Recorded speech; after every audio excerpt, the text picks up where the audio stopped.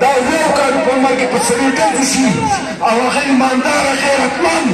یو نه لیډر راوځي او کارکونانو ته وایي زه ټیکې مه وړې وایي زه ټیکې مه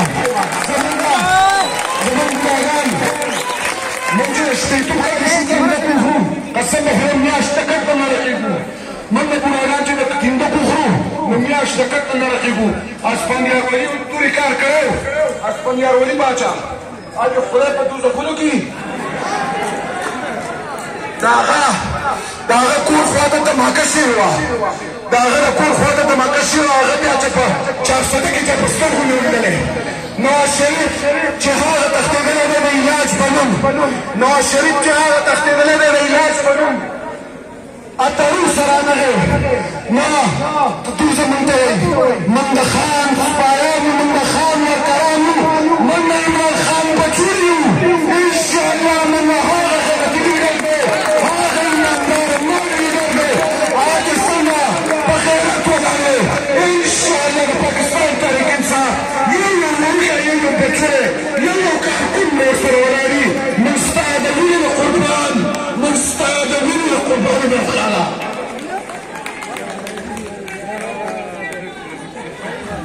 ماما دا کمارکت چې رانه سمرلو شهباز شریف ویلې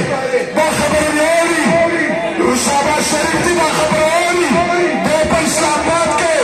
دی په اسلام آباد په چاردیوالۍ کې د وزیر اعظم هاوس په چاردیوالۍ کې زموږ نشي پټېدی دا اور له مچو ګډ لري ګوته وړې نه او انشاءالله تعالی دا د وزیر اعظم هاوس دا په تا باندې موږ اور سکور کوو دې ته به موږ اور لګوو انشاءالله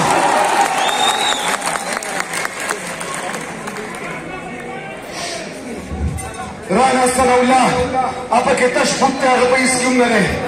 او ختم دی د هغه هېڅ حیثیت نشته د هغه هېڅ پوزیشن نشته ابې راوځي هغه دې خپل د کور نه د پولیسانو د دې د چاردیوالۍ نه خو بهر شي پته به ورکړي پته اسلام آباد نه یې ټوله کنټینرې تاو کړي دي او بار بار دا خبره کوي ټول پلار او لور او ورېره او خوارځاو چې څه خپلوان دي وایي 2000 لان مارچ دی او 3000 لان مارچ دی هلکه هېڅ لان مارچ هم نه دی تاسو اسلام آباد ولې بند کړلی دی هېڅ خیرتون نشته ځه تاسو اسلام آباد ولې بند کړی دی ایماندارو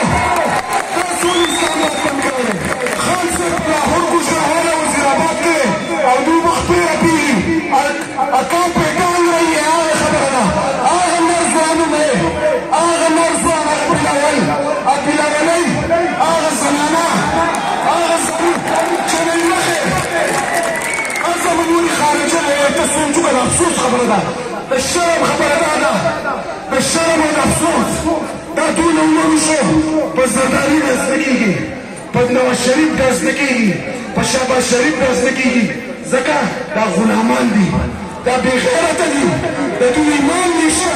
دا کرپټ دي دا غله دي دا ډاکټران دي په خان صاحب ولې کېږي په بېنظیر دې ولې کېږي په لیاقت علي خان ولې کېږي دا ټول مرانو دا ټول غیرتمندو په هغو ځکه کېږي په دغه بېغیرته سړي چې ته ډز شوی نه دی شوی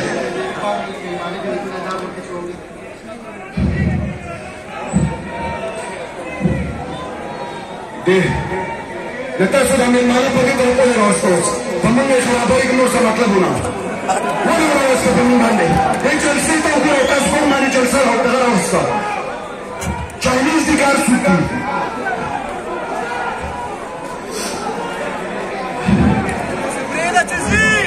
پرېږده وګورئ چینیان راچه پر وګورئ دا د عمران خان سپایان دي دا د عمران خان سپایان دا د عمران خان سپایان ولاړ وي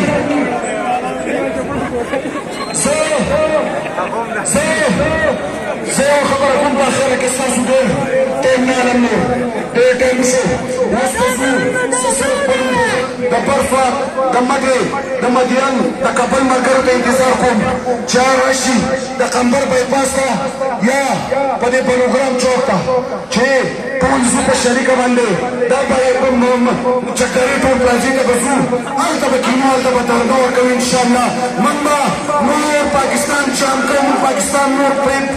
چلېدو ته نه پرېږدو بس زه بیا د خپلو ملګرو زه د خپلو کوم بار بار د چیرمن صاحب خبره ته کوم چیرمن صاحب اشراکیم خان هغه تللی دی لاهور کې شوکت خانم کې د خان صاحب سره دلته نه هغه نه موږ دلته موجود وو خو هغه موږ ته خصوصي سوال جواب وکړو چې څه په شوکت خانم ته بېګا راغلی نو د هغې د طرف هم سلام قبول کوي او انشاءالله تعالی انشاءالله د خان صاحب د دوباره بل حکم انتظار به کوو ملګرو وروڼو د خان صاحب د حکم انتظار به کوو او چې څه حکم به وکړو زه دغه راته وکړو هغه راته وکړو نو ټولو په صریحه په هغې عمل کوو به انشاءالله کوو به انشاءالله ټول د ناسوت کې ټول خبر پښتو راته ووایو د عمران خان لپاره د پاکستان لپاره د خپل ځان لپاره انشاءالله ټول په شریعه پرې عمل کوي ډېره مهرباني ډېر شکریه والسلام ډېره مننه د ټولو ملګرو